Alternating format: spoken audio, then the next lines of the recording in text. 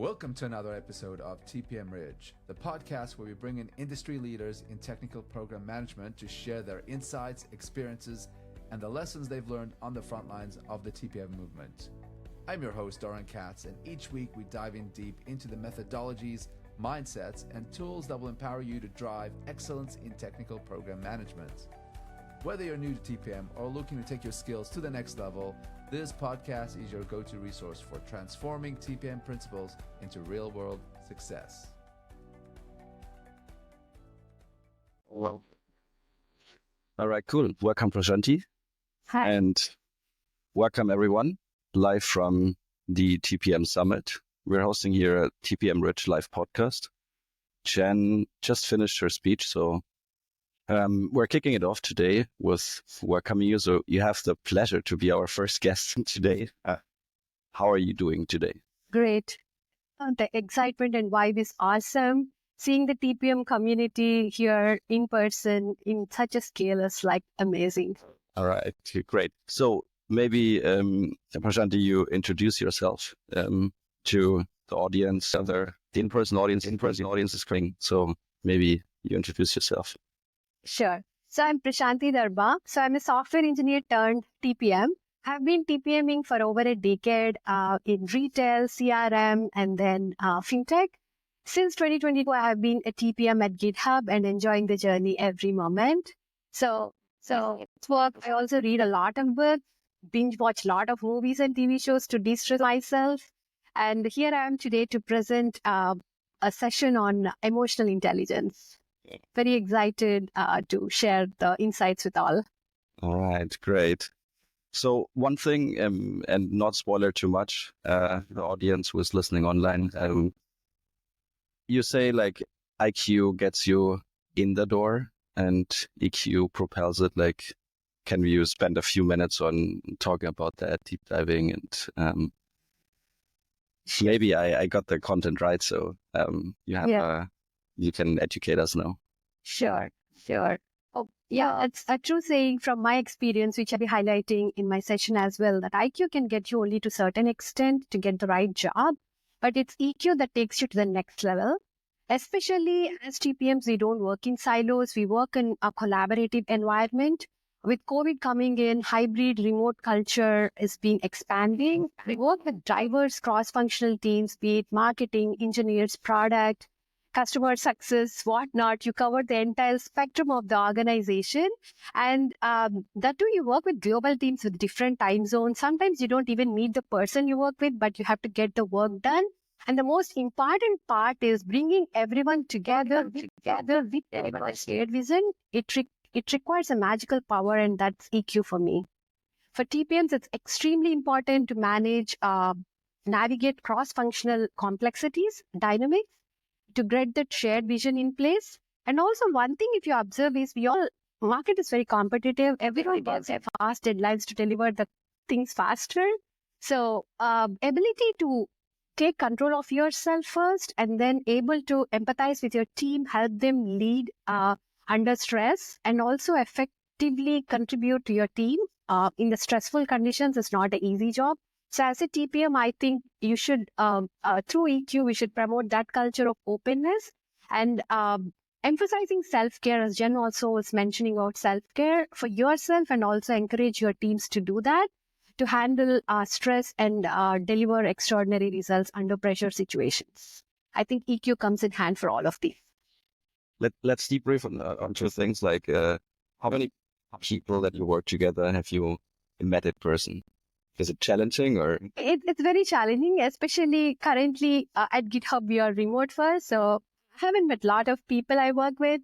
I'm actually working, it's an interesting scenario. I'm working on a critical product launch and I haven't met the key DRI I closely work with. So I'm actually meeting him at the product launch when everything is done, all the challenges are encountered like a success win. Do you think remote first is an obstacle for EQ or for the development of the skill set for the TPM everyone that's me? I don't think it's a hurdle. I think the most important part in any culture, right, whether you're meeting in person or virtual, is to able to step into others' shoes and understand how they feel, what their values are, what their concerns are. If you can inculcate that effective listening and able to connect with people, distance does not really matter. It's all about your shared vision, what you are like trying to do together in an organization, and able to have that atmosphere. Even in virtual environments, you can always like have a Zoom call to get to know someone, like how we do coffee chats in regular office meetings. So you don't get that opportunity to connect with people. You just have to find time and make an effort to do that. You split up EQ in three things like empathy, self-awareness, and social skills. What do you think is the most underrated of those three? Underrated. Good question. So there are three pillars, right? Self-awareness, empathy, and social skills. So if you look at one person, the social skills usually come into play like whenever we are seeing some person, the social skills like how they speak, how they communicate, that come into picture. So self-awareness is somewhat, it's the basic foundation, but it is like very underrated. So unless you know yourself, right, who you are, how your emotions are, what are your strengths, weaknesses, and what triggers you to interact in certain way, you cannot build empathy or communicate very clearly or articulate the thoughts. So I think everyone should focus on self-awareness first. Try to understand yourself, understand others, and then collaborate together. That's a good. Did you see like, or meet it like in your year-long experience, people who have mastered that, or did you have like people who you learned that from, you gathered the input from? Like, how did you? For the For the EQ, like, how did you arrive in being today at speaking about this? That's a good question. I'm also giving away some of the. So basically, it started when I was a teenager. Yeah. Somebody gifted me a book on emotional intelligence. Yeah. Being a teen, I was like, I don't need this book. I'm not emotional. I'm very super strong girl. And then I'm very intelligent. So I just kept that book aside and didn't worry about it. But then when I started working, then I figured out like emotional intelligence is really important, how it comes into play when you work with different people, right? Different cultures, different levels of expertise, right? So it started then, and from a teenager to now a mother of a teenager, I've seen it useful, and I've also been growing professionally and personally, and EQ is like helping me a lot. It's one of my favorite topics to keep me sane, especially like when you're working in fast deadlines and working with different people.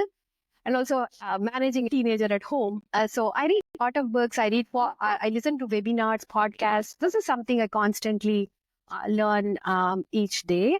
And also, I'm very fortunate to be with wonderful leaders. I could like take insights from and cues from. So I learn a lot at my job also, working with peers, leaders, and see how they're able to navigate the critical situations through EQ. I think at the moment, like you read the book, you didn't know that you became a TPM. What did you enjoy most about being in TPM in general? In general, so TPM, I feel, is like a glue to keep all the teams together. And we are also like a compass to spearhead teams in the right direction. I see myself and enjoy myself in the sense of music. Like you're a conductor of a music. You don't really play the instruments, but you should exactly know when that violin should swell or when the trumpet should go and have a blast, and then when the drums should exactly come in sync to create a perfect program harmony to give like a nice symphony experience to a users or customers. So I find myself like a musical a conductor. Basically, we are in the melody of technology and rhythm of executing business strategy. I really all the dots. And the fun gets even interesting when you're trying to solve a puzzle together, and then the puzzle keeps changing, the shapes keep changing. Yeah. So literally, if you can thrive in that chaos, I think you have mastered and enjoying the TPM journey. That's what I feel. All right.